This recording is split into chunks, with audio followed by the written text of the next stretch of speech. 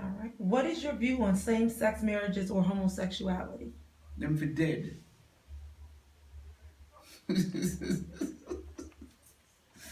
If you take that to America, they will say you must cross it out of and erase it from your thing I want it raw immediately. and uncut. I want your perspective. Okay, okay.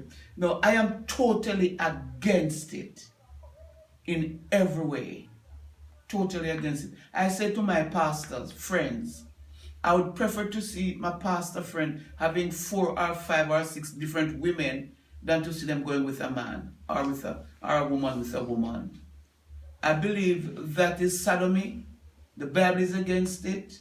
And if God is against it, I am against it. Okay.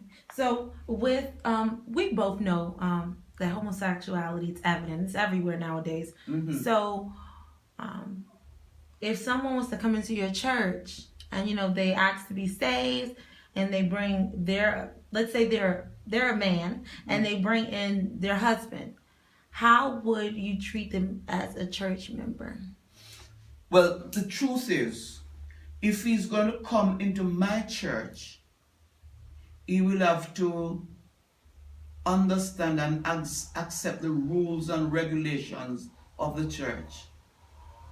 And we're not going to compromise our position as far as homosexuality is concerned. See, so there will be no place for him if he wants to come with that custom and practice. But if he's prepared to change that, you understand? Mm-hmm.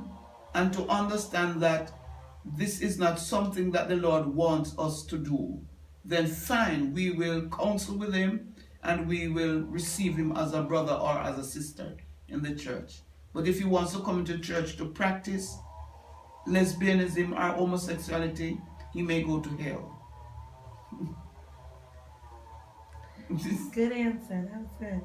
All right. Last but not least, how do you feel about Rastafarianism? I don't have any real bad feeling against them. The thing about it is that I believe, according to my faith, according to the Bible, that they are on the wrong path.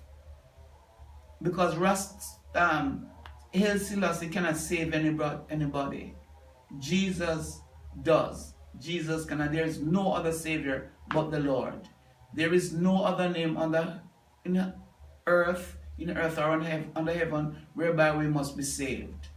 It is only Jesus. Jesus is the Christ, the person God sent into the world to save sinners from sin and from death.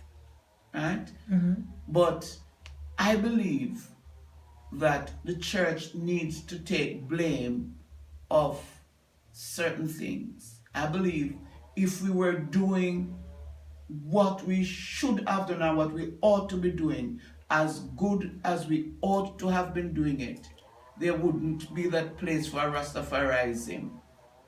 You understand? But because we let up and we become slack in our practice, and the Rastaman wanted something to hold on to, and they didn't think that Christianity was giving them the kind of a genuine thing that they were looking for, so they hold on to ill